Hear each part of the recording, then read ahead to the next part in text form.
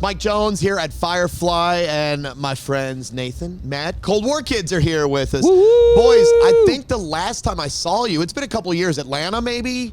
It was after Shaky Knees or Music Midtown, one of the two. Yes. It was in a club, and we had a great time that night. That was a loud night, and you guys were on. Yeah. It was right before the 3 albums came out, actually, I think. Oh, before. Yeah. Okay, yeah.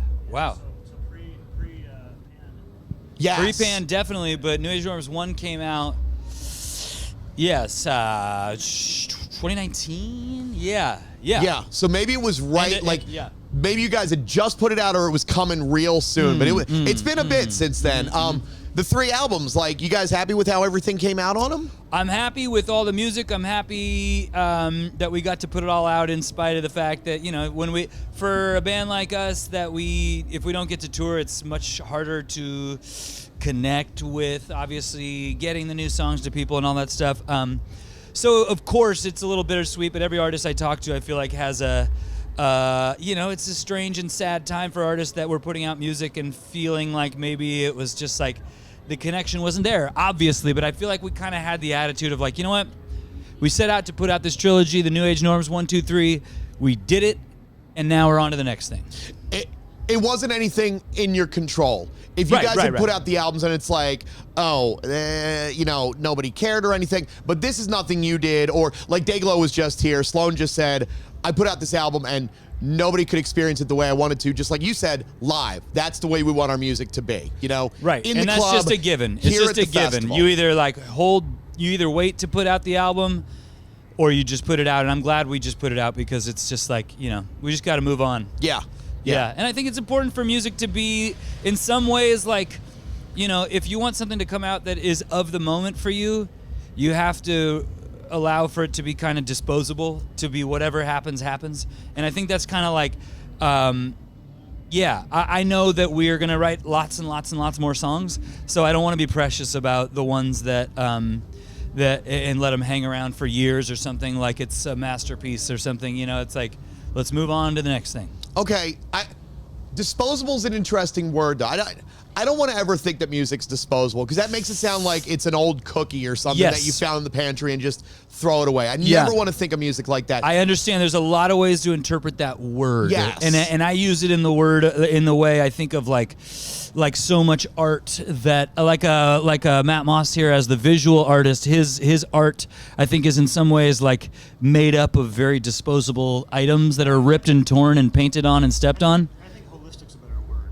Holistic. Spectrum where you're holistic about the whole thing and you're not too precious about any one of the pieces. But, Yeah. It's fun to, like lately we've been playing one song from a record 12 years ago. Skip the charades, and why not? You know, it's not too, it's not too precious. It's like there's so many little so many songs now that like you can mix and match them however you want. Well, and like other music too, with the 3 albums, okay, maybe not everyone that you wanted to hear them now got them, but they will discover them when the next Cold War Kids album comes out and people say, oh, really like this stuff, I'm going to get it on Spotify or on Apple Music or anything. I'm going to go back and look to the other catalog and see what else they have, you know? Yes. That stuff will happen for you. Also, we were talking about this a little while ago, Nathan. You just did the song with the Arkells. Yeah. With Past Life. Really fun song you guys did. And the video, too, with Will Forte. I really like that, too. Yeah, That was a yeah. lot of fun. Like it was a bad karaoke bar, and it's just the 3 of you guys. Yes. What is the karaoke go-to song for each of you gentlemen? I need to... I won't ask you to sing it. I just want to... No. I like our friend Nathan Workentine has a song where he does Red Hot Chili Peppers. Which song is it? It's a really Californication, which is it's a really bad karaoke song because it's so long. A lot of lyrics too. A lot of lyrics, but a lot of yabba dabba doo types of lyrics that you can just kind of riff on. Yeah. So very fun. Anthony Kiedis can get away with the yabba dabba doos. Yeah. He is the master of that. I saw you were doing Bourbon and Beyond recently. Yes. How cool is it to play with Pearl Jam at the same festival? That's big time. I don't care who you are. That's awesome. Yes. Lifelong fan, watching Eddie Vedder ride his bike around the festival and get up on stage with Crowded House and yeah. There you go. Yeah, so cool. Legends. Yeah. I guess he didn't. Maybe he didn't get your message, Joe. I did see you ask you wanted to play Hunger Strike. Sing it Yeah, with him. I knew that was a big ask because it's a Temple of the Dog song, not a Pearl Jam song, and I know they don't play it much. I know that they used to play it back in the day and have different artists like jump up and sing with them.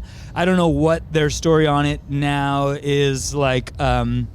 If they've played it in years and even since Cornell's passing and all that. So I realized after the fact that it's a bigger ask than I originally hoped. So then when I saw Ed in person and they were on stage watching St. Vincent in front of us, and I was like, this is probably a good chance to ask him, but also like I got scared. I didn't do it. He's one of those larger-than-life dudes, too. I mean, he's a normal guy that you'll see at a Cubs game, but then it's also like, that's Eddie freaking Vedder. Yeah. That dude, we grew up watching him on MTV and Yeah. everything. Jumping off of very high things. Climbing on a lot of high Yeah, stuff and swinging, yeah. and nothing I would ever want to do at a show because that Yeah. is way too dangerous. Too dangerous, And yeah. no, thank Yeah. you. Matt, if you were to sing or play on a song, if you could help out, and not just Pearl Jam, but anyone, what are you going to pick? Oh, I would love to play like something with Damon Albarn, like 3 notes, a very easy song where I can not think about it and just watch him do his thing. Doesn't matter if it's Blur or Gorillaz. Just something with Damon Albarn. That's cool. We saw Damon Albarn a few months ago at the solo show. It's one of the top 7 shows I've Walt ever seen in Disney my life. Concert Hall in Los Angeles. Really? He did Blur Gorillaz solo stuff. We are the biggest fans of The Good, Bad, the Queen, and so Yes, that like, was a side project that didn't get enough love. yes. Love that record. Yeah, there was a funny thing where Billie Eilish brought him out at Coachella, and I guess her quote about it was like, "I love Damon Albarn. The Good, Bad, the Queen was my favorite band growing up." And I was like, "Wow, that is like one of those internet type things. Like that band was so under the radar, but to have influenced another generation, like it was like blew my mind." That is not something I expect from Billie Eilish. Yeah, it's You like, know? We whoa. saw them at least 3 or 4 times, like back in like 07, 08. Yeah, different when like, they were touring that first record, it Yeah, was I remember incredible. we Yeah, get to sit right behind Tony Allen. Paul one time, Simonon. watch him Yeah, play. yeah, crazy. It was That's incredible. really cool. All right, guys, before I let you out of here, you got important things. You got to tune up and get ready for your set here at Firefly. What's going to be next for the Cold War Kids? Just writing new music, or like, are you focused on new record maybe later this year, new song, or just wait till 2023 for stuff? Wait till 2023 for stuff. Okay, yeah. no pressure for this this is kind of like it's there was the big push for a lot of artists decided like let's tour hard right when pandemic opens up, and I think for us it was like a good chance to just sort of like just wait, and we've toured so much the last 15, 17 whatever years that this was our off year, but of course we ended up getting a lot of shows and festivals like this, like Firefly for an off year. It's like incredible. It's a real. We're very spoiled to be able to play a massive festival like this on a sort of quote unquote we're taking the year off year. So it's next year we'll hit it hard. Nice to pick and choose and not be pressured for things. Yeah. Exactly. Cold War Kids here at Firefly. Thanks, guys. Thank you. Thank you. Appreciate it.